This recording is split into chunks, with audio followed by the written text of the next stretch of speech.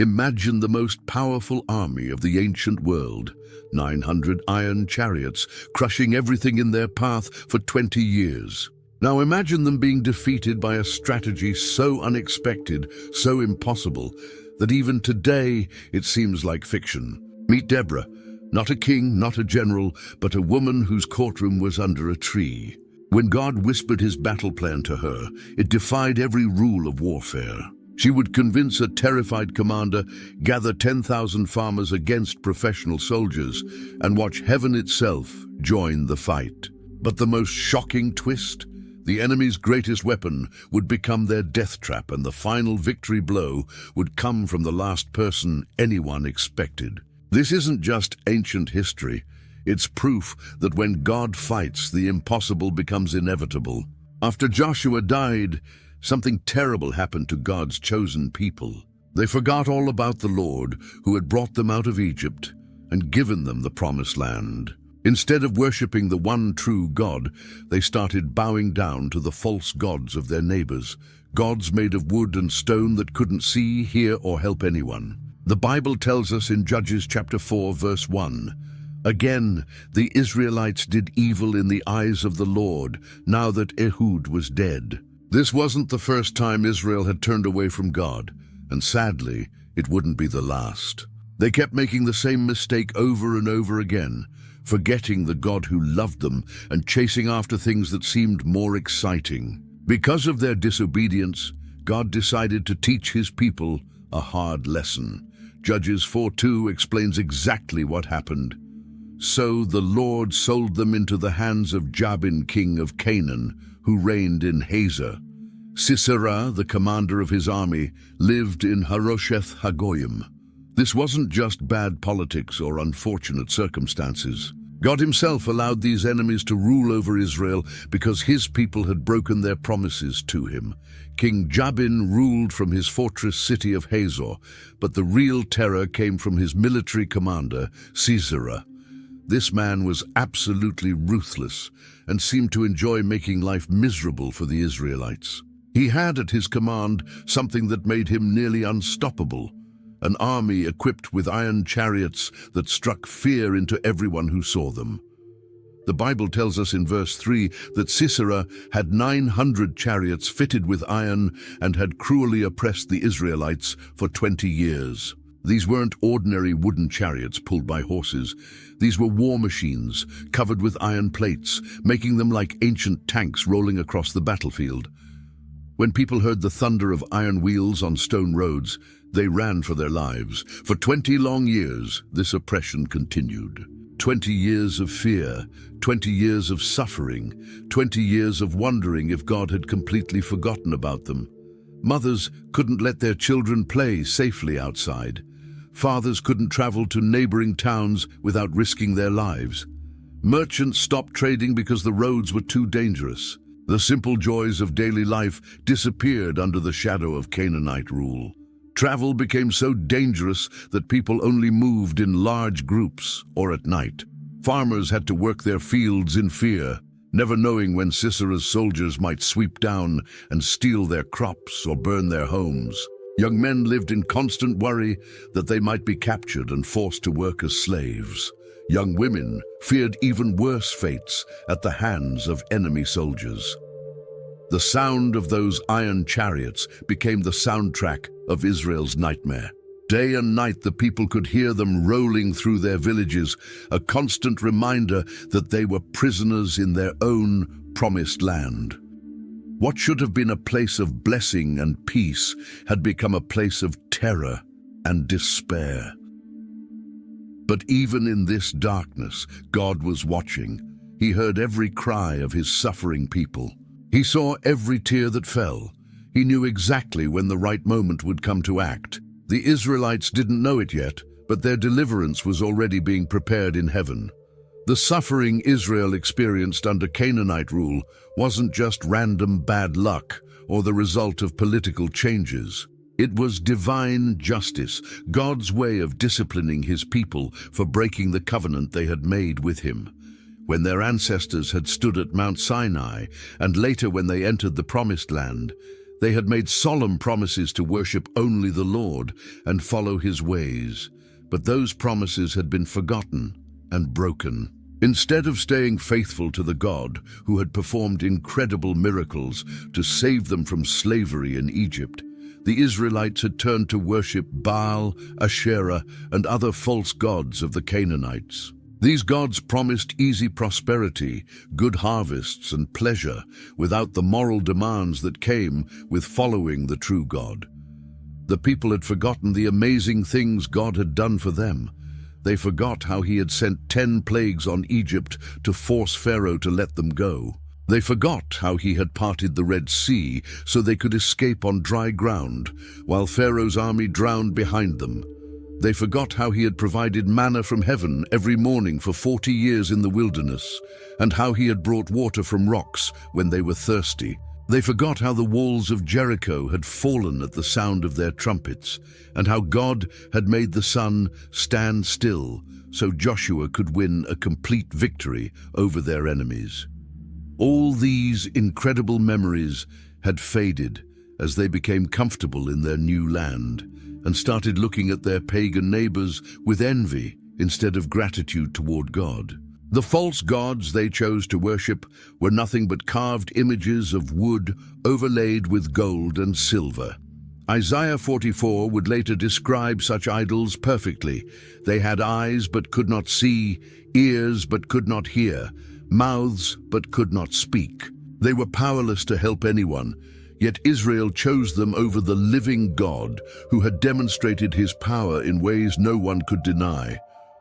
God's anger burned against this betrayal, but his anger was not like human anger that seeks revenge. It was the righteous anger of a loving father whose children were destroying themselves with foolish choices. He allowed Israel's enemies to oppress them, not because he stopped loving them, but because he loved them too much to let them continue down a path that would ultimately destroy them. Even in his discipline, God's mercy remained. He didn't abandon Israel completely or destroy them as he could have done. Instead, he allowed them to experience the natural consequences of turning away from him. Life without his protection became hard, dangerous, and filled with fear. He was waiting for them to realize that life without God was no life at all. The 20 years of oppression served as a constant reminder that the gods they had chosen to worship instead of the Lord were completely powerless to help them. Baal couldn't stop Sisera's iron chariots. Asherah couldn't protect their families from violence. All the false gods combined couldn't give them even one day of peace or safety. Only when they truly understood this would they be ready to cry out to the Lord for salvation. But God's heart was always ready to forgive. Like the father in the parable of the prodigal son, he was watching and waiting for his children to come home. All they needed to do was acknowledge their sin, turn away from their false gods, and call on his name with sincere hearts. The door to restoration was always open. In the midst of these dark 20 years, God was preparing someone very special to help his people. Her name was Deborah, and she would become one of the most remarkable leaders in Israel's history. The Bible introduces her to us in Judges 4:4 with these simple but powerful words. Now Deborah, a prophetess, the wife of Lapidoth, was leading Israel at that time. The word prophetess might sound strange to our modern ears, but it simply meant that Deborah was someone God chose to speak through. When the Lord had important messages for his people, he would give those messages to Deborah, and she would share them with Israel. This was an incredible honor and responsibility that very few people in history have ever received. What made Deborah so special wasn't her family background, her education, or her social status. It was her heart. She truly loved God with all her being and wanted to obey him completely. When he spoke to her, she listened carefully with full attention. When he gave her messages for the people, she delivered them exactly as he had given them to her, not adding her own opinions or leaving out parts she might personally disagree with. Being a prophetess in those days was not an easy job. Many people claimed to speak for God when they really didn't. False prophets were everywhere, telling people what they wanted to hear instead of what God actually said. But Deborah was different. When she said something would happen, it really did happen. When she gave advice based on what God had told her, it always worked out exactly as she predicted. Word began to spread throughout the land about this woman who seemed to have a direct connection to heaven. In a time when most people had forgotten how to hear from God, when the priests had become corrupt and the people had turned to false gods, Deborah's clear communication with the Lord stood out like a bright light in deep darkness. She wasn't like the male judges who had led Israel before her. Most of them had been chosen because they were strong warriors or skilled politicians. Deborah's authority came from a completely different source: her intimate relationship with God and her ability to hear His voice clearly. This made her leadership unique and powerful in ways that human strength or political cunning never could be. People began to notice that Deborah's prophecies always came true. If she said it would rain, it rained. If she said someone would be healed, they were healed. If she warned about danger coming, the danger always appeared exactly as she had predicted. Her track record was perfect because she never spoke her own thoughts. She only repeated what God had revealed to her. In a nation that had almost forgotten what it meant to walk with God, Deborah became a living reminder of what that relationship could look like. She showed Israel that God was still there, still speaking, still caring about His people, even though they had wandered far from Him. Through her, they could see that the Lord hadn't given up on them completely. Her rise to prominence wasn't the result of political ambition or military conquest. She didn't fight her way to the top or manipulate circumstances to gain power. Instead, people naturally began coming to her because they recognized that she had something they desperately needed: a genuine connection to the God of their fathers, the God who could still work miracles and change impossible situations. Deborah didn't set up her court in a grand palace or impressive building like other rulers of her time. Instead, she chose to hold court under a palm tree in the hill country, and this simple outdoor setting became the most important place in all of Israel. The Bible tells us exactly where in Judges 4:5. She held court under the palm of Deborah between Ramah and Bethel in the hill country of Ephraim, and the Israelites went up to her to have their disputes decided. The location was perfect for several reasons. First, it was positioned right between two well-known cities, Ramah and Bethel, making it easy for people from all over Israel to find. The hill country of Ephraim was centrally located, so people from both the northern and southern tribes could reach it without too much difficulty. Unlike the closed doors and guarded entrances of royal palaces, anyone could approach Deborah under her tree. The palm tree itself became famous throughout the land.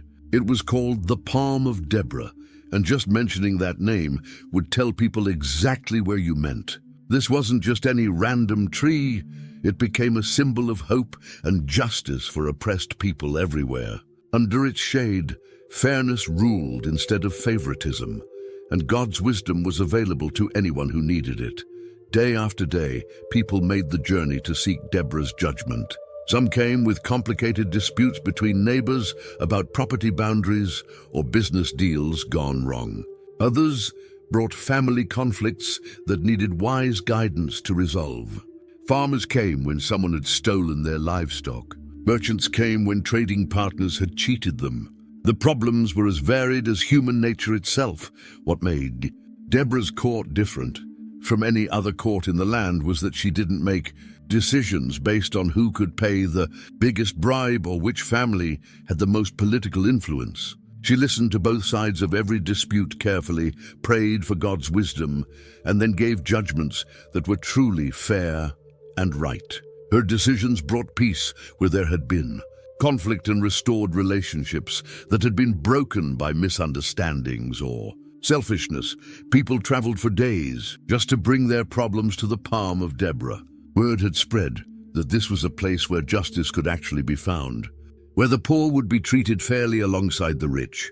where God's wisdom was available to help solve even the most complicated situations. For many Israelites living under Canaanite oppression, Deborah's court was the only place they could find real help. The setting, under an open sky, beneath the branches of a living tree, somehow seemed perfect for the kind of justice Deborah provided. There were no intimidating walls or formal ceremonies to make people nervous about approaching her. The natural setting reminded everyone that the God who made the trees and the hills was the same God whose wisdom was being shared through his servant Deborah. As time went on, the palm of Deborah became more than just a courthouse. It became a symbol of hope. When people throughout Israel felt overwhelmed by injustice or confused about difficult decisions, they would think of that tree and remember that there was still a place where God's truth could be found. Even if they never made the journey themselves, knowing that such a place existed gave them comfort.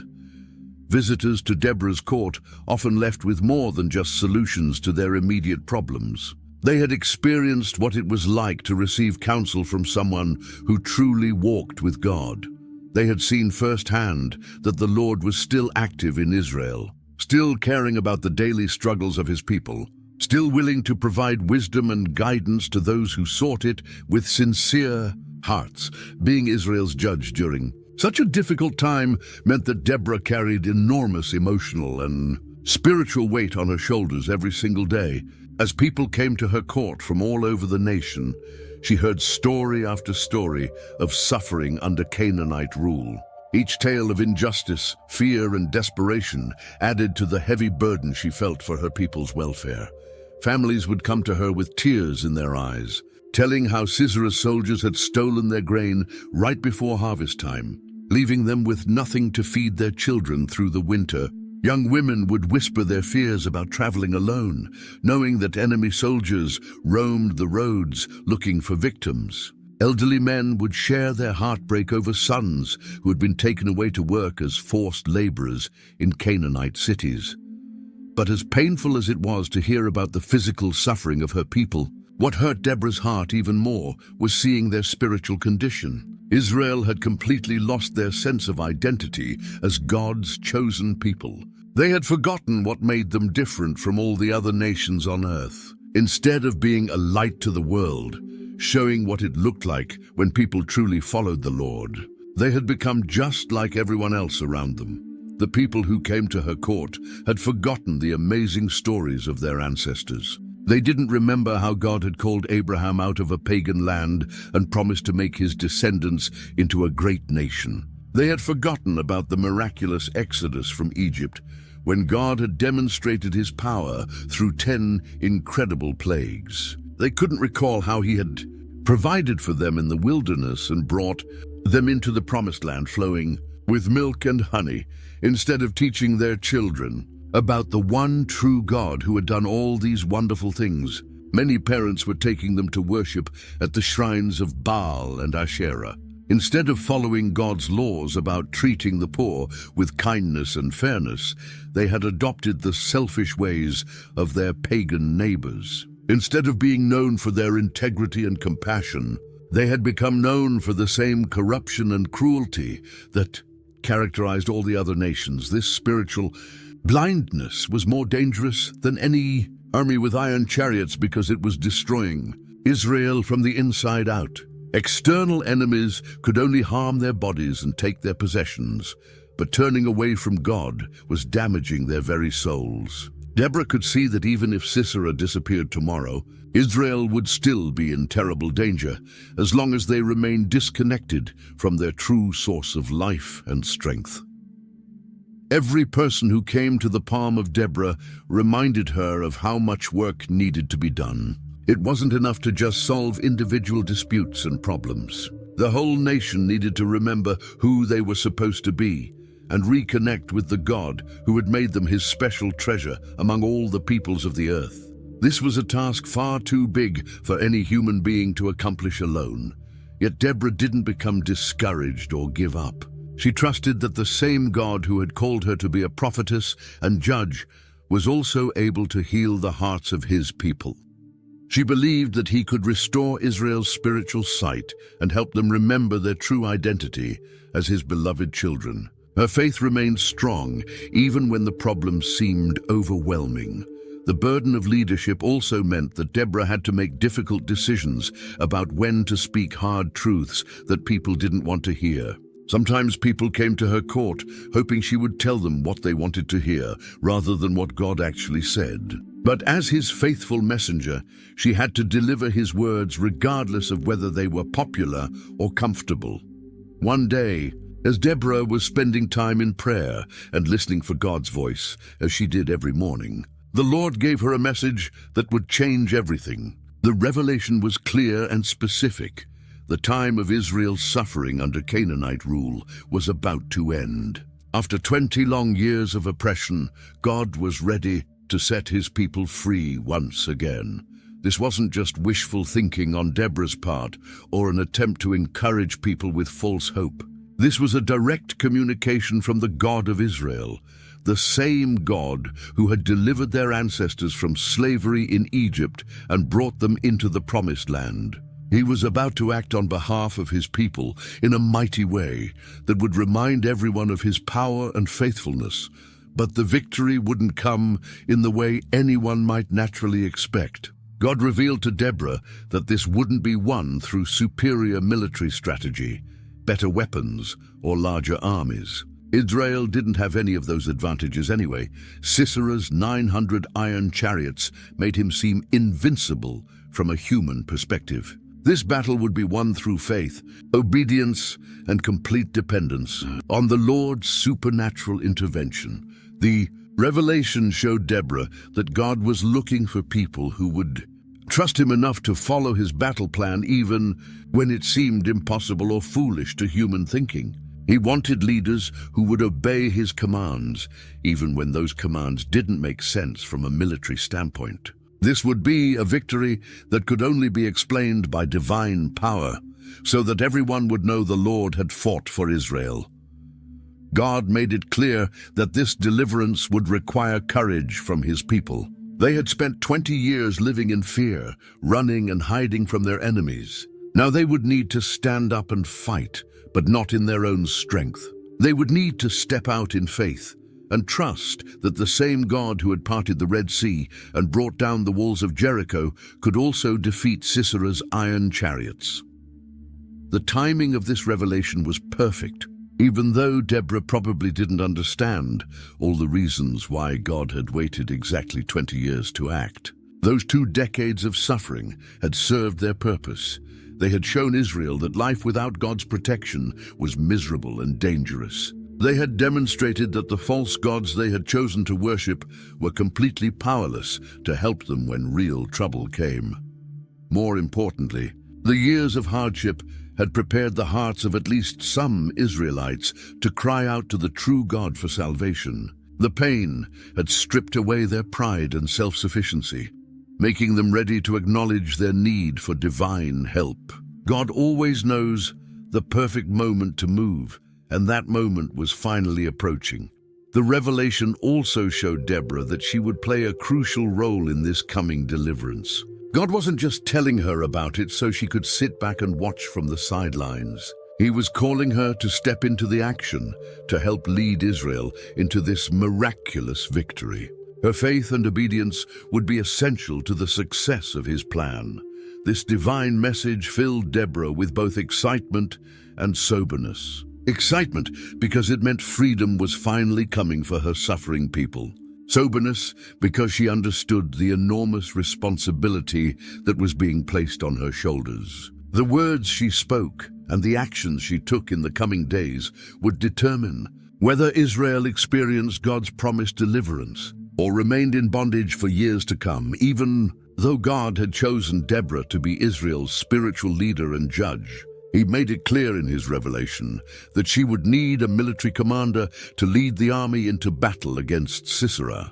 This wasn't because Deborah couldn't handle the job herself, but because God's plan required different people to play different specific roles in bringing about Israel's deliverance.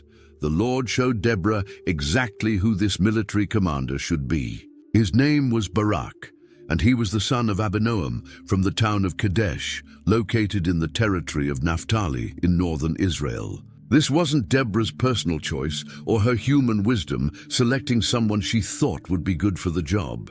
This was a direct revelation from God about the man he had already prepared for this crucial moment in Israel's history. Barak was well known throughout the northern tribes as a capable warrior and leader. He had grown up in the region that suffered most severely under Sisera's attacks, so he understood better than almost anyone what the people were enduring. He had seen firsthand the terror that those iron chariots could bring, the way they could roll through villages and devastate everything in their path. His family connections in Naphtali and the surrounding areas would be extremely important for the task ahead.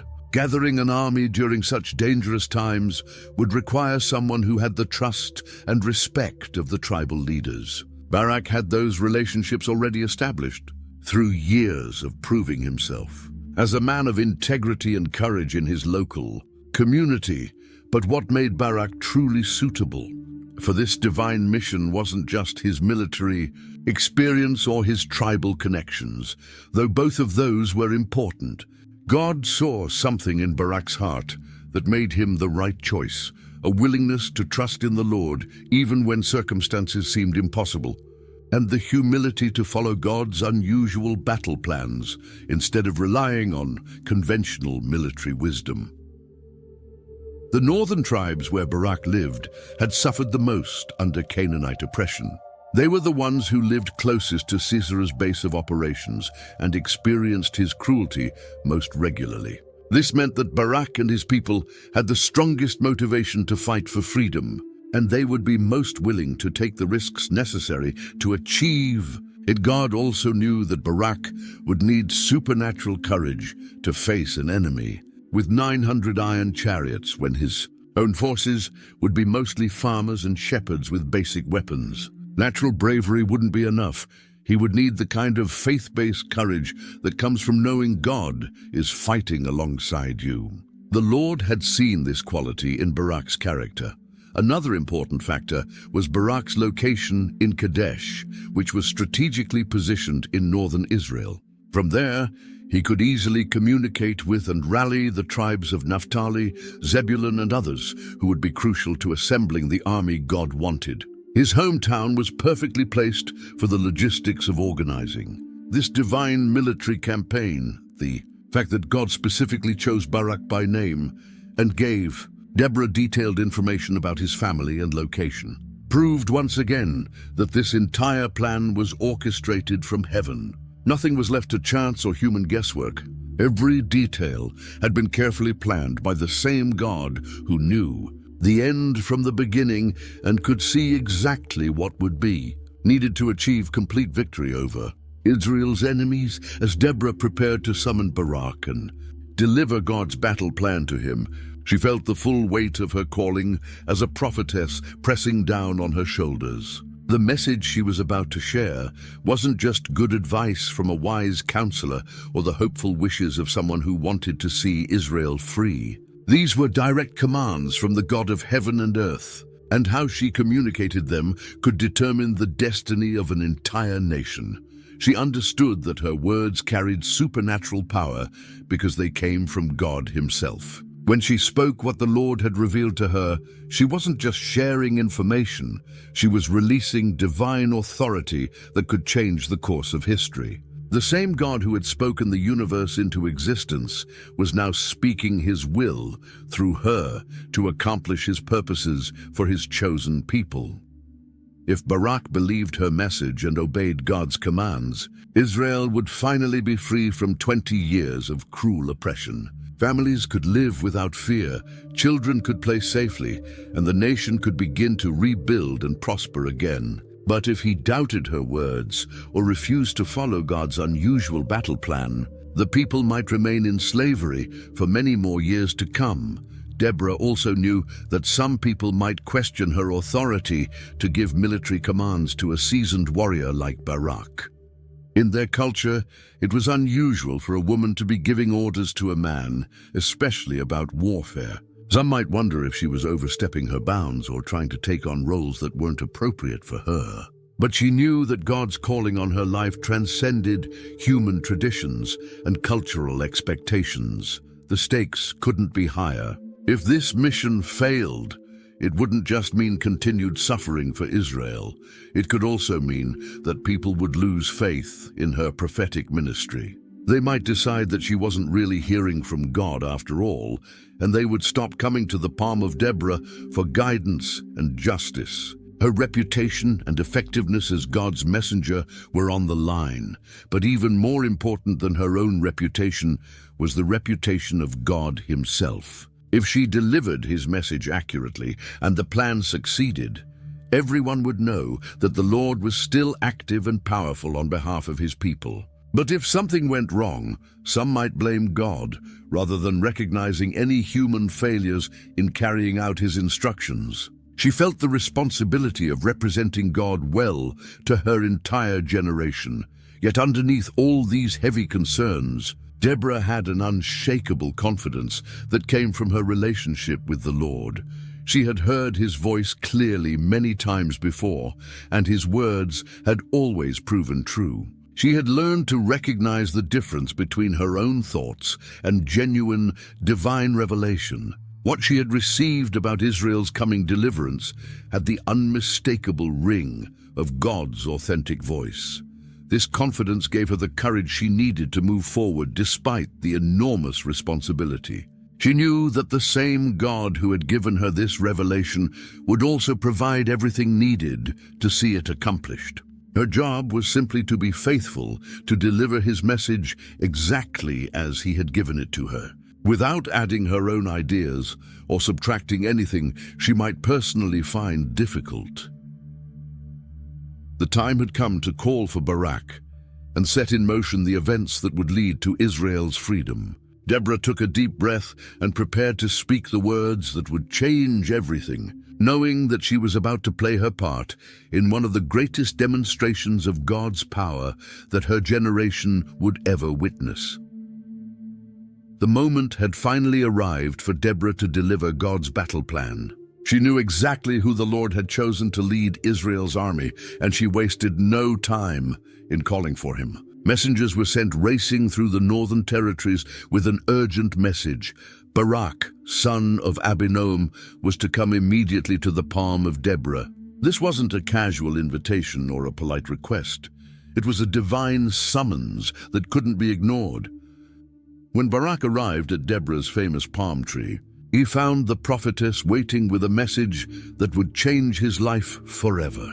Her face was serious.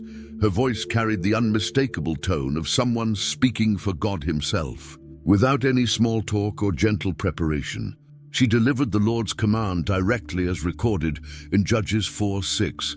Has not the Lord, the God of Israel, commanded you? Go, take with you 10,000 men of Naphtali and Zebulun and lead them up to Mount Tabor. These weren't Deborah's own ideas about military strategy or her personal suggestions for dealing with the Canaanite problem. Every word came straight from heaven, carrying the full authority of the God who had created the universe and chosen Israel as his special people. When Deborah spoke like this, she wasn't giving advice. She was delivering orders from the highest commander in existence. Barak stood there listening, probably feeling a mix of excitement and terror. Excitement, because this meant God was finally ready to set his people free after 20 long years of suffering. Terror, because he was being asked to lead a battle against an enemy that had never been defeated, an enemy with iron chariots that seemed impossible to overcome. The specificity of God's command was remarkable. Not just any men from any tribes, but exactly 10,000 men from the specific tribes of Naphtali and Zebulun. Not just any mountain or hill, but Mount Tabor. God had a precise plan, and every detail mattered. This wasn't going to be a typical war where generals made up strategies. As they went along, this was going to be a supernatural victory, orchestrated entirely by the Lord. Deborah's words carried such power and authority that Barak couldn't doubt she was speaking for God. He had probably heard about her, reputation as a prophetess, how her predictions always came true and her advice always worked out perfectly. Now he was experiencing firsthand what it was like to receive a direct message from heaven through God's chosen messenger. God's battle plan was unlike anything any military commander would have recommended. As Deborah continued explaining the Lord's strategy, every detail revealed divine wisdom that went far beyond human thinking. The plan was both simple enough for anyone to understand and sophisticated enough to guarantee victory against impossible odds. First, Barak was to gather exactly 10,000 men from the tribes of Naphtali and Zebulun. These northern tribes had suffered the most under Sisera's oppression, so they would be the most motivated to fight for their freedom. They knew better than anyone what victory would mean for their families and communities. Their personal experience with Canaanite cruelty would give them the determination needed to follow through with God's unusual battle plan. The location God chose for the battle was Mount Tabor, a prominent hill that rose dramatically from the Jezreel Valley. This wasn't just any random spot. It was a strategic position that would give Israel's army the high ground advantage. From the top of Mount Tabor, they could see for miles in every direction, watching as Sisera deployed his forces in the valley below. But the real genius of God's strategy wasn't just about military positioning. By placing Israel's army on Mount Tabor, the Lord was setting a trap for Sisera's iron chariots. Those massive war machines were Sisera's greatest strength on flat ground, where they could roll freely and strike terror into their enemies. But in the valley below Mount Tabor, they would become a weakness instead of a strength. The plan required Sisera to bring his entire army, including all 900 iron chariots, into the valley where they would be most vulnerable. God knew exactly how to lure the enemy commander into this trap. Sisera's pride and confidence in his iron chariots would make him eager to deploy them where he thought they would be most effective. Never realizing he was walking straight into God's prepared ambush, Mount Tabor itself was symbolic of God's power over the earth. This wasn't just a military base. It was a reminder that the same God who had shaped the mountains and valleys was now positioning his people for victory. Every rock and tree on that mountain belonged to the Lord, and he could use the very landscape itself as a weapon against his enemies. When Barak heard God's battle plan through Deborah, his response revealed both the strength and weakness of his faith. Instead of immediately accepting the mission with complete confidence, he made an unexpected request that would change the entire dynamic of the coming battle. His words are recorded in Judges 4:8. "If you go with me, I will go. But if you don't go with me, I won't go." This wasn't outright rebellion or cowardice, but it wasn't perfect faith either. Barak believed that God could deliver Israel from their enemies. Otherwise, he wouldn't have been willing to fight at all. But he wasn't completely confident in his own ability to hear God's voice during the heat of battle. He needed Deborah there beside him, serving as a direct link to heaven when quick decisions had to be made. In some ways, Barak's request showed wisdom. He recognized that this wasn't going to be an ordinary military campaign, where success depended on human strategy and strength. This was going to be a supernatural victory that required moment-by-moment guidance from God. If the Lord decided to change the battle plan in the middle of the fight, Barak wanted to make sure he could receive those new instructions clearly, but his condition also revealed a lack of complete trust in God's ability to speak to him directly. The Lord had already chosen him by name and given him specific commands through Deborah. That should have been enough confirmation that God would continue to guide him throughout the mission. By insisting that Deborah accompany him, Barak was essentially saying he didn't fully trust his own connection to God. Barak's request also showed his deep respect for Deborah's prophetic gift. He had seen how accurately she heard from God and how perfectly her predictions came true. He knew that having her present would guarantee that they stayed exactly aligned with heaven's will. This wasn't just about military strategy. It was about maintaining their spiritual connection to the source of their victory. The implications of his condition would extend far beyond the battle itself. By requiring Deborah's presence, Barak was unknowingly setting up a situation where the traditional glory of military conquest would be shared in unexpected ways. God's plan was perfect, but Barak's faith wasn't quite complete, and that small gap would lead to a surprising twist in how the victory would unfold. His response also revealed the pressure he felt as the chosen military leader. Everyone would be looking to him for guidance and courage during the fight. If things went wrong, he would be blamed for the failure. Having Deborah there would help share that enormous responsibility and ensure that God's will was being followed precisely at every moment. Deborah's response to Barak's condition was immediate and carried the weight of divine revelation. She agreed to accompany him into battle, but she also delivered a prophecy that would fundamentally change how this victory would be remembered.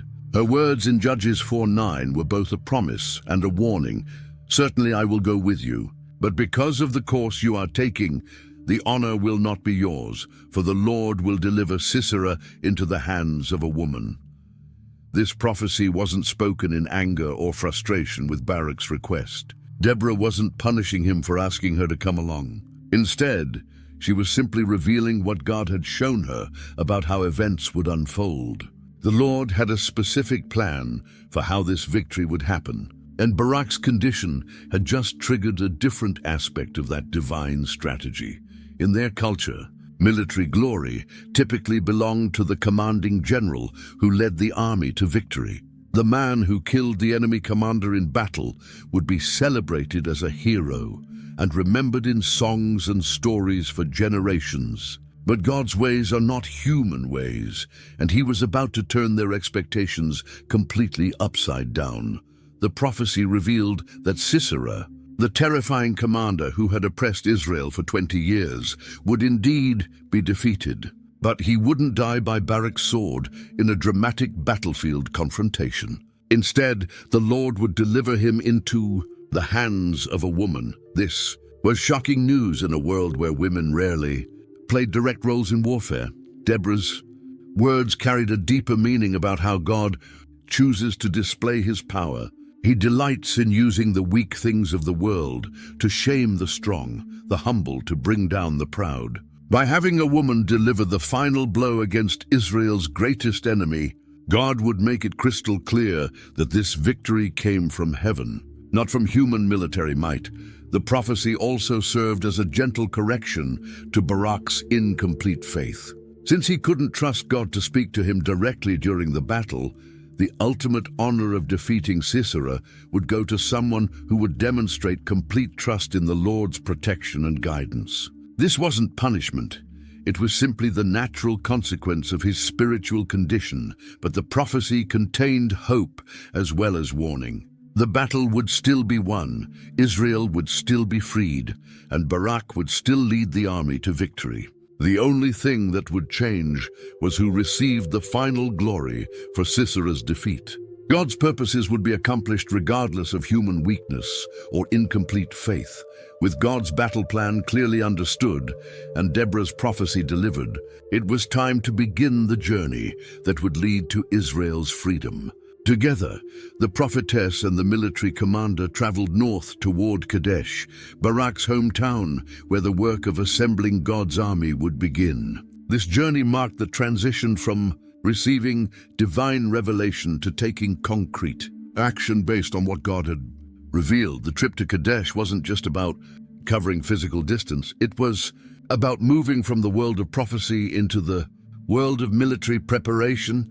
Every step brought them closer to the moment when faith would have to be demonstrated through obedient action. They were no longer just talking about what God might do. They were actively participating in making his plan happen. As they traveled, Deborah and Barak had time to discuss the details of what lay ahead.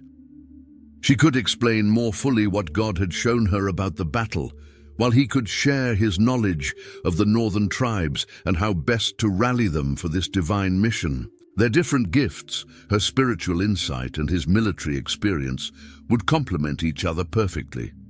When they arrived in Kadesh, the real work began immediately. Messengers were sent racing throughout the territories of Naphtali and Zebulun with an urgent call to arms. But this wasn't just any military recruitment. This was a call to join God's army for a supernatural victory that would end 20 years of oppression and restore freedom to all Israel. The message carried by these messengers was simple but powerful. The God of Israel had commanded that 10,000 men gather to fight against Sisera and his iron chariots. The prophetess Deborah herself would be there, guaranteeing that this was truly a divine mission rather than a human rebellion. Anyone who joined this army would be fighting alongside the same God who had delivered their ancestors from Egypt. Word spread quickly through villages and farms, carried not just by the official messengers, but by the excited conversations of people who heard the news. After 20 years of living in fear, the possibility of real freedom seemed almost too good to believe. Could it really be true that God was finally ready to act against their oppressors? The response would test not only the organizational skills of Barak and his supporters, but also the spiritual readiness of the people themselves. Were they prepared to trust God enough to leave their homes and families to join a battle against an enemy that had never been defeated? Would they have the faith to follow divine commands even when the odds seemed impossible?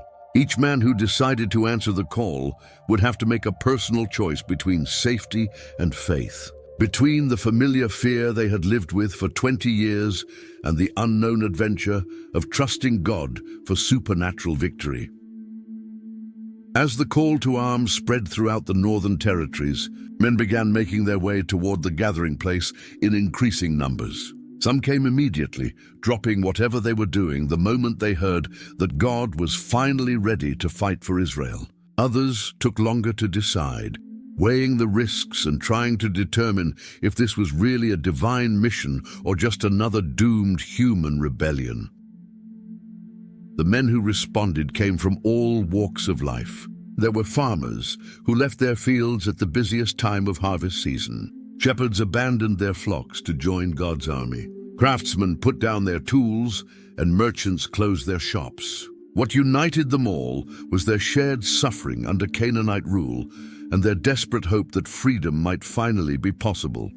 Some arrived with great enthusiasm, their eyes bright with the possibility of seeing their families live without fear for the first time in 20 years. They had heard the stories of how God had delivered their ancestors from Egypt and brought them into the promised land. Now they had the chance to experience God's mighty power for themselves, to be part of a miracle that their children and grandchildren would talk about forever.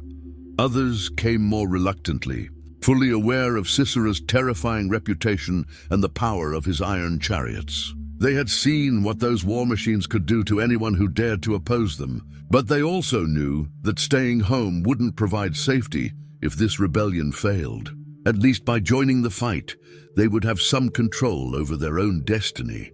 Deborah's presence among the gathering army served a crucial purpose.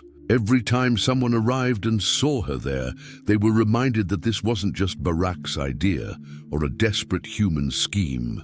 This was a mission commanded by God himself and guided by his chosen prophetess. Her very presence was proof that heaven was behind this apparently impossible undertaking. As the numbers grew, the excitement became contagious. Men who had arrived with doubts found their courage strengthened by seeing so many of their neighbors willing to trust God for victory. Conversations around the campfires were filled with stories of God's past miracles and speculation about how he might choose to defeat Sisera's seemingly invincible army. Barak and his officers worked tirelessly to organize the growing crowd into an effective fighting force. These weren't professional soldiers. Most had never fought in a real battle. They were ordinary men who had been farmers, shepherds, and tradesmen just days before. But they had something that professional armies often lacked. They were fighting for their homes, their families, and their freedom. The process of reaching exactly 10,000 men was no accident. God had specified this number for reasons that went beyond military strategy. It was large enough to be a real army, but small enough that victory could only be explained by divine intervention. Not superior numbers or better equipment. When the army of 10,000 was finally assembled and organized, the time came to begin the march toward Mount Tabor. This wasn't just a military maneuver, it was a pilgrimage of faith, a journey that would test every man's commitment to trusting God over their own fears and doubts. Each step away from the safety of familiar territory was a step toward the unknown adventure of divine victory. Deborah rode alongside Barak at the head of the column, her presence serving as a constant reminder of why they were making this march. This wasn't about human ambition or political rebellion. This was about obeying God's direct commands and trusting Him to deliver on His promises. Every time someone looked up and saw the prophetess there, they remembered that heaven itself was backing their mission. As they walked, the conversation naturally turned to the great stories of their ancestors. These men had grown up hearing about how God had parted the Red Sea to let the Israelites escape from Pharaoh's army. They knew the tales of how He had provided manna in the wilderness for 40 years and brought water from rocks when His people were thirsty. They had been told about the walls of Jericho falling at the sound of trumpets and the sun standing still so Joshua could complete his victory.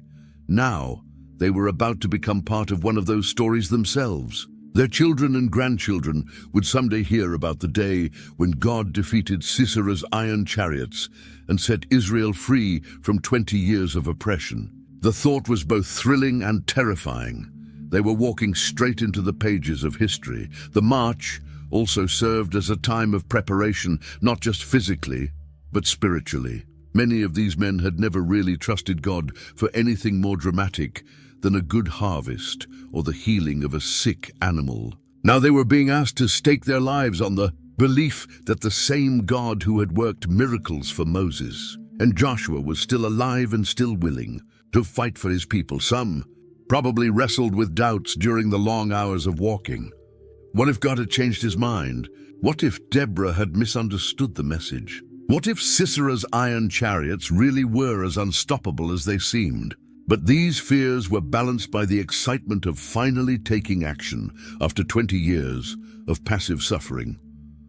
The landscape itself seemed to be encouraging their faith. They were walking through the same hills and valleys, where their ancestors had lived and worshipped God.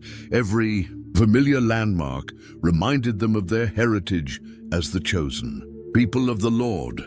This was their land, given to them by God Himself, and they had every right to fight for its freedom as Mount Tabor came into view on the horizon. Rising majestically above the surrounding valley, the reality of what they were about to attempt began to sink in. From that mountain, they would be able to see Sisera's army deploying in the valley below. Soon, very soon, they would discover whether their faith in God's promises was justified or foolish. When Israel's army finally reached Mount Tabor, they quickly climbed to the heights and took their positions as God had commanded. From this elevated vantage point, they could see for miles across the Jezreel Valley, where Sisera would soon deploy his formidable forces. The view was both inspiring and intimidating. Inspiring because it showed them the strategic advantage of the high ground. Intimidating because it revealed how exposed they would be once the battle began. The contrast between the two armies couldn't have been more dramatic. Israel's 10,000 men were mostly farmers and shepherds, armed with basic weapons and protected by simple armor.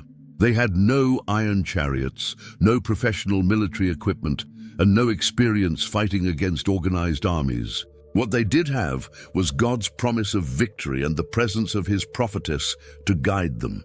Soon, Sisera's army would fill the valley below with a display of military might that had terrorized the region for 20 years. 900 iron chariots would gleam in the sunlight, their metal surfaces reflecting the power and confidence of their Canaanite masters. Professional soldiers would march in perfect formation, their weapons and armor representing the best that human military technology could provide. But from their position on Mount Tabor, Israel's army had something more valuable than iron chariots or professional training. They had the high ground and God's supernatural backing. Every man who looked down into that valley knew that what was about to happen would be decided not by military superiority, but by divine intervention. They were about to witness a battle where heaven itself would join the fight. The positioning on Mount Tabor also had symbolic meaning that went beyond military strategy. Mountains in the Bible often represented places where God revealed himself and demonstrated his power. Mount Sinai, where Moses received the 10 Commandments. Mount Carmel, where Elijah would later call down fire from heaven. Now, Mount Tabor would become another mountain where the Lord showed his mighty power on behalf of his people. As the soldiers settled into their positions and prepared for battle, they could feel the weight of history pressing down on them. They were about to participate in something that would be remembered for generations, a divine victory that would prove once again that the God of Israel was more powerful than any earthly army or human weapon. The stage was perfectly set for God to demonstrate his power through Israel's obedience. They had followed his commands exactly, gathering the right number of men from the specified tribes and positioning themselves on the mountain he had chosen. Now all that remained was to trust him completely and watch as he fought for them in ways they could never have imagined. When the news reached Sisera that Israel had dared to gather an army on Mount Tabor, he couldn't help but smile with cruel satisfaction. After 20 years of keeping these people in fear, they were finally foolish enough to challenge him directly. This was exactly what he had been hoping for, a chance to crush their rebellion once and for all, and teach them never to dream of freedom again. Sisera immediately began mobilizing his entire military force, with the confidence of a man who had never lost a battle. His 900 iron chariots were the most feared weapons in the ancient world, like having 900 tanks in a time when everyone else fought on foot with swords and spears. These weren't just transportation. They were mobile fortresses that could roll through enemy lines, crushing everything in their path. The preparation was impressive to watch. Blacksmiths checked every iron plate to make sure the chariots were battle-ready. Horse trainers made certain that every animal was in peak condition for the fight ahead. Soldiers sharpened their weapons and polished their armor until it gleamed in the sunlight. This was going to be a display of military might that would be remembered for generations. As the vast army assembled, Sisera felt the familiar rush of power that came from commanding such an impressive force. He had used these same chariots to terrorize villages throughout Israel, and now he would use them to end any thoughts of rebellion permanently. The sight of his iron chariots rolling across the battlefield would probably cause half of Israel's peasant army to run away before the fighting even began. From Sisera's perspective, this wasn't really going to be a battle at all. It was going to be a massacre. Israel's army consisted of farmers and shepherds with basic weapons, while his forces were professional soldiers equipped with the best military technology available. The outcome was so obvious that he almost felt sorry for the poor fools who had been convinced to join this hopeless cause. The Canaanite commander had no way of knowing that he was walking straight into a trap set by the God of Israel. In his mind, the only God that mattered was military might, and he had more of that than anyone in the region. He had forgotten that the same God who had brought Israel out of Egypt and given them the promised land was still alive and still fighting for his people. As his impressive army began moving toward the Jezreel Valley, Sisera was already planning his victory celebration. He would make this defeat so complete and so brutal that no one in Israel would ever think of rebelling again. But he was about to discover that there are some battles where human strength means nothing at all. From their position on Mount Tabor, Israel's army watched as Sisera's forces deployed across the valley floor below. The sight was both magnificent and terrifying. 900 iron chariots gleaming in the sunlight, thousands of professional soldiers moving in perfect formation, horses and riders ready for battle. It looked like the most powerful military force the world had ever seen. But Deborah wasn't watching Sisera's army with fear or doubt. She was listening for the voice of God, waiting for the exact moment when heaven would give the command to attack. This battle wouldn't be won by human timing or military strategy. It would be won by perfect obedience to divine direction. Every second mattered, and she needed to hear clearly from the Lord. Then it happened. As Sisera's forces finished positioning themselves in the valley, Deborah received the final word from God that she had been waiting for. The Lord told her that the moment had arrived. This was the day he had chosen to deliver Sisera into Israel's hands. The waiting was over, and the time for divine action had begun. With the authority of a prophetess speaking directly for God, Deborah turned to Barak and delivered the command that would change everything. Her words are recorded in Judges 4:14. Get up. This is the day the Lord has given Sisera into your hands. Has not the Lord gone ahead of you? This wasn't a suggestion or encouragement. This was a direct order from heaven itself. The phrase, "Has not the Lord gone ahead of you?" carried incredible meaning. It meant that God wasn't just promising to help them in the battle.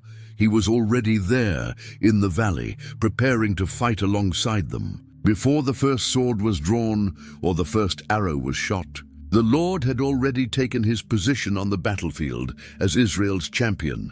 This moment marked the transition from human planning to divine action. Up until now, everything had been about preparation, gathering troops, and positioning for battle.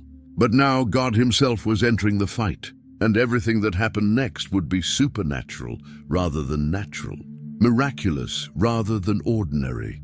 Deborah's words rang out across Mount Tabor with such power and authority that every man in Israel's army could hear them clearly. These weren't the nervous commands of a general hoping for the best. These were the confident declarations of someone who knew with absolute certainty that God had already decided the outcome of this battle. The moment of divine timing had arrived, and nothing would ever be the same again. At Deborah's command, something amazing happened on Mount Tabor. 10,000 men who had been farmers and shepherds just days before suddenly became God's army, ready to charge down the mountainside into what looked like certain death. Barak led them, and his voice rang out across the heights as he gave the order to attack. The descent from Mount Tabor required incredible faith from every single man in Israel's army. They were leaving their strategic advantage on the high ground to charge straight toward an enemy that had never been defeated. From a human perspective, this looked like suicide running down a hill to fight 900 iron chariots with nothing but basic weapons and cloth armor. But something supernatural was happening in the hearts of these men as they charged. Instead of fear, they felt a strange confidence that came from knowing God was fighting alongside them. Instead of terror at the sight of those iron chariots, they felt excited about seeing what the Lord would do to their enemies. The battle cry didn't sound like desperate men facing certain death. It sounded like victorious warriors celebrating a battle already won. As recorded in Judges 4:14, Barak led his men down from Mount Tabor with the knowledge that the Lord has gone ahead of you. This wasn't just a hopeful thought, it was a divine promise that God was already on the battlefield, preparing to demonstrate his power in ways that would amaze everyone who witnessed it. The charge itself must have been an incredible sight. 10,000 men running down a mountain, their voices united in a battle cry that echoed across the valley, their weapons glinting in the sunlight as they rushed toward what appeared to be impossible odds. To Sisera's army, it probably looked like a mob of crazy farmers who had completely lost their minds. But this wasn't a desperate attack by untrained peasants. This was the army of the living God, moving in perfect obedience to his commands. Every step down that mountain was a step of faith. trusting that the same God who had parted the Red Sea and brought down the walls of Jericho was about to do something equally miraculous in the Jezreel Valley.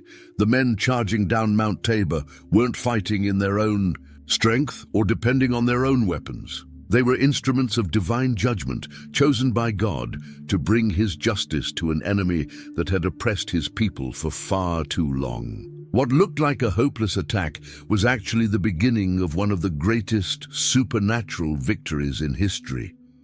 As they reached the bottom of the mountain and prepared to clash with Sisera's forces, every man in Israel's army knew they were about to witness something that would be talked about for generations. They were charging not as ordinary soldiers, but as participants in a miracle.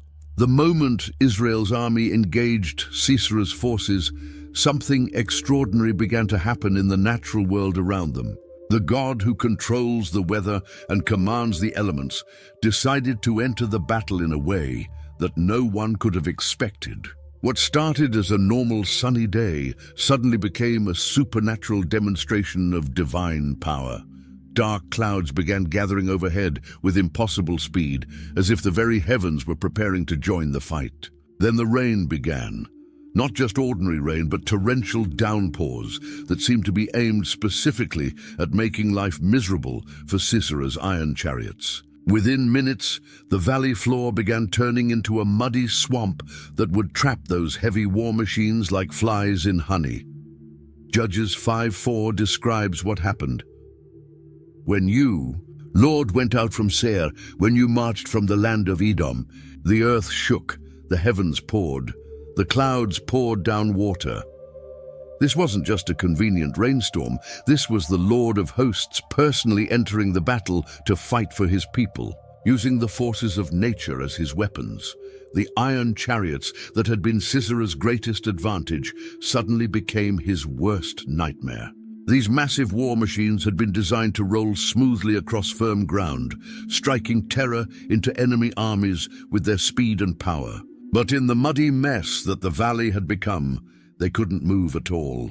Their iron-covered wheels stuck fast in the thick mud, turning them from mobile weapons into sitting targets. The horses pulling the chariots began to panic as they struggled helplessly in the mire. The harder they tried to move, the deeper the wheels sank into the soft ground. What had been an impressive display of military might just minutes before was now a chaotic scene of trapped chariots and frightened animals, completely unable to function as weapons of war. But the supernatural intervention didn't stop with the rain. Judges 5:20 tells us that from the heavens the stars fought, from their courses they fought against Sisera. This suggests that cosmic forces beyond human understanding were joining the battle against Israel's enemies. The very universe itself was taking sides in this conflict.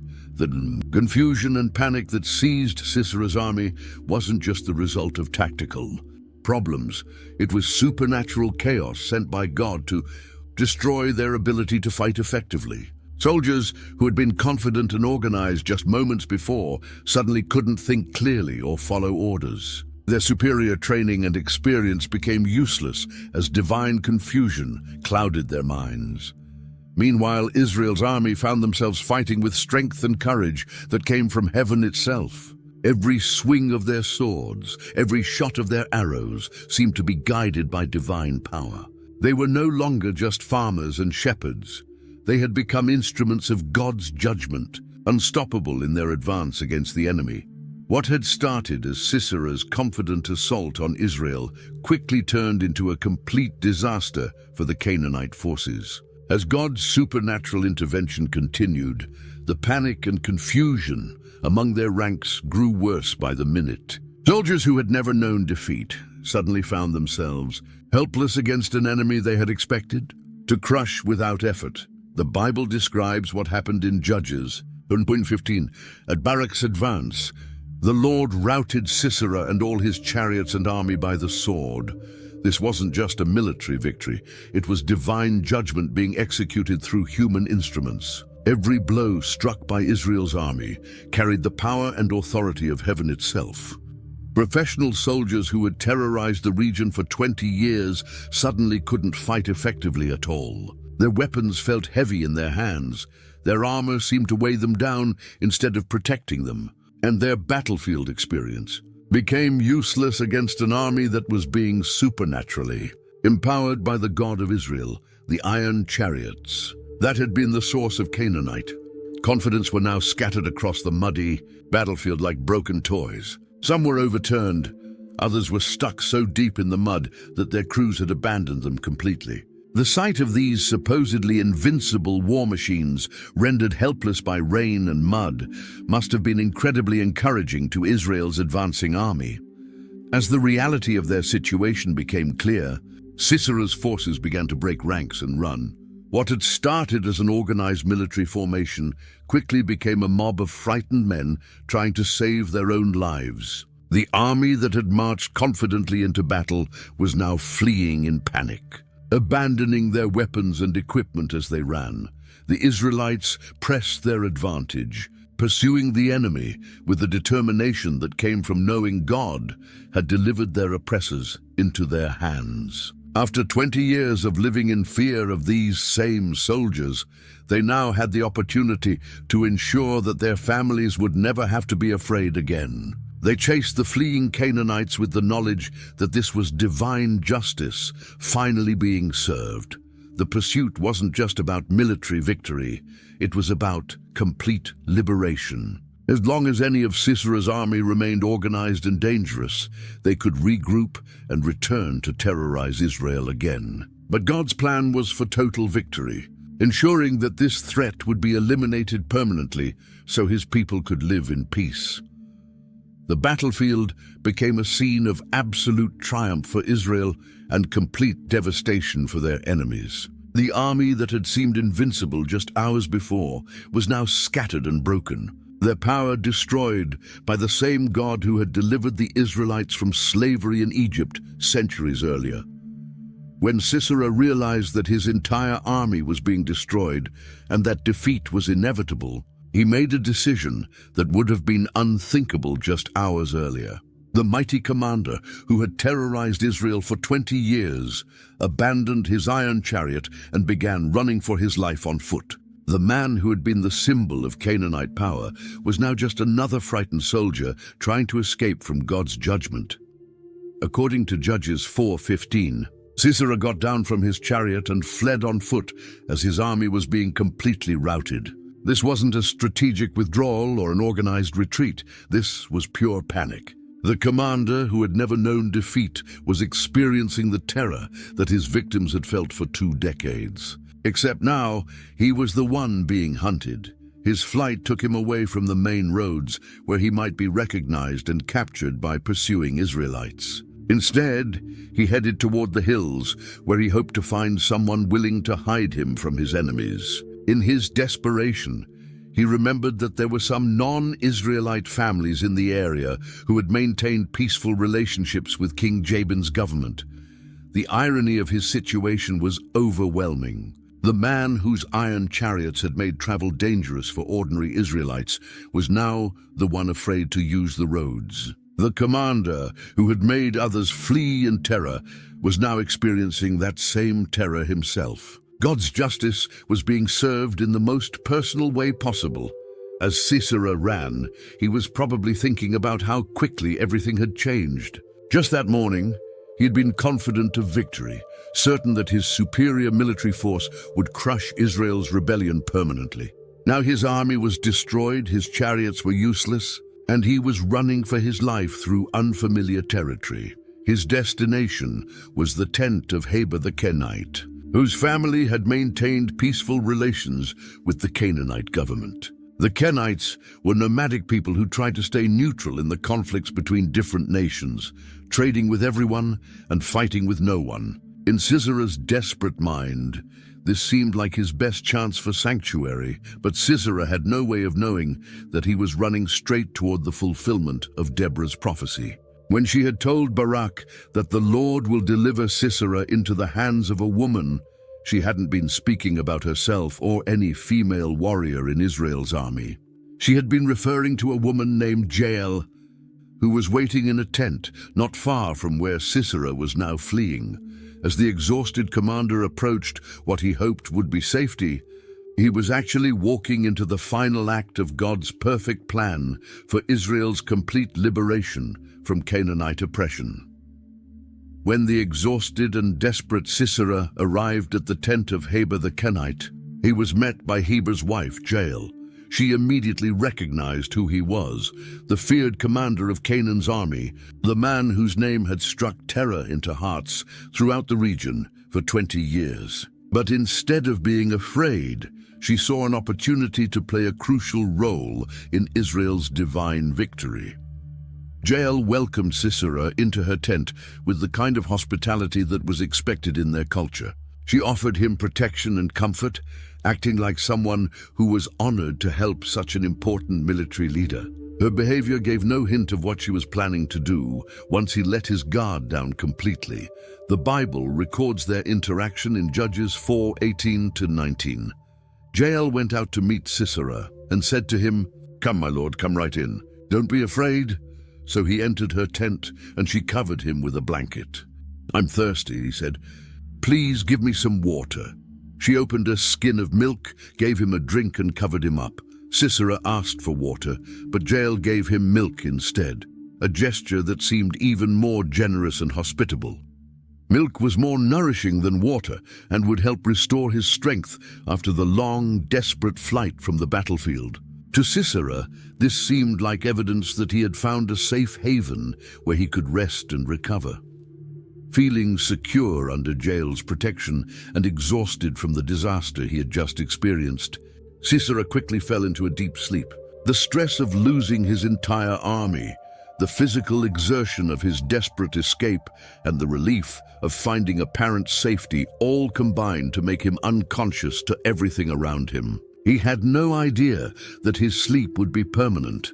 While Sisera slept, believing himself safe, Jael quietly picked up a tent peg and a hammer, tools that every nomadic woman knew how to use expertly. Setting up and taking down tents was part of daily life for people like the Kenites, and driving tent pegs securely into the ground required both skill and strength. Jael had done this countless times before, but never for a purpose like this. With careful precision, she drove the tent peg through Sisera's temple and into the ground beneath, killing him instantly. Judges 4:21 describes the moment, but Jael, Heber's wife, picked up a tent peg and a hammer and went quietly to him while he lay fast asleep, exhausted. She drove the peg through his temple into the ground, and he died. In that single decisive action, Jael fulfilled Deborah's prophecy that God would deliver Sisera into the hands of a woman. The mighty commander who had terrorized Israel for 2 decades was dead, killed not by a warrior's sword or a soldier's spear, but by a tent peg wielded by a woman who understood that God's justice needed to be served. When Barak arrived at Heber's tent in pursuit of Sisera, he had no idea that the final chapter of Israel's victory had already been written. He was still searching for the enemy commander, hoping to capture or kill the man who had caused so much suffering for God's people. But Jael was ready for him with news that would complete the fulfillment of everything God had promised through Deborah. Jael came out to meet Barak, and her words must have been shocking to hear. As recorded in Judges 4:22, she said, "Come, I will show you the man you're looking for." When she led him into the tent, there lay Sisera with the tent peg through his temple, dead and no longer a threat to anyone. The sight must have been incredible for Barak to process. The man who had been the source of Israel's terror for 20 years, the commander whose iron chariots had made life miserable for countless families, was lying dead in a tent, killed by a woman with a simple tent peg. It was both the end of a nightmare and the fulfillment of divine prophecy in ways no one could have imagined. This moment completed Deborah's earlier prophecy in perfect detail. She had told Barak that because he insisted on her coming with him to battle, the honor will not be yours, for the Lord will deliver Sisera into the hands of a woman. At the time, many might have assumed she was talking about herself. But God's plan had been even more unexpected than that. The honor of killing Israel's greatest enemy had gone not to the commanding general, not to any soldier in the army, and not even to the prophetess who had received God's battle plan. It had gone to a nomadic woman who wasn't even an Israelite, demonstrating once again that God's ways are completely different from human expectations and traditions. Sisera's death by tent peg rather than sword also symbolized how completely God had turned the tables on Israel's oppressors. This wasn't a glorious death in battle. It was an inglorious end that matched the inglorious way Sisera had treated his victims for so many years. The man who had shown no mercy would receive none in return.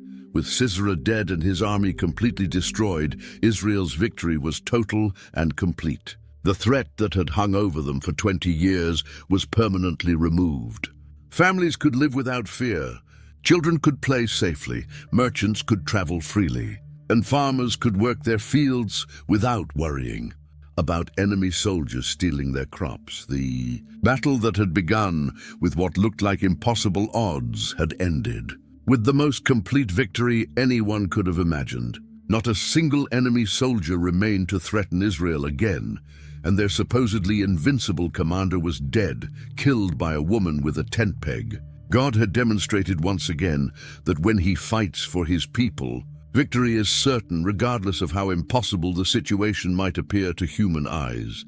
If this incredible story of faith, courage, and divine victory has inspired you, I'd love for you to hit that subscribe button and join our community of Bible story explorers. Share this video with your friends and family. They need to hear how God turns impossible situations into amazing victories just as much as you did. And don't forget to check out our other biblical adventures in the playlist below. Until next time, remember, when God is on your side, no enemy is too strong, no situation is too hopeless, and no victory is too impossible. God bless you, and I'll see you in the next story.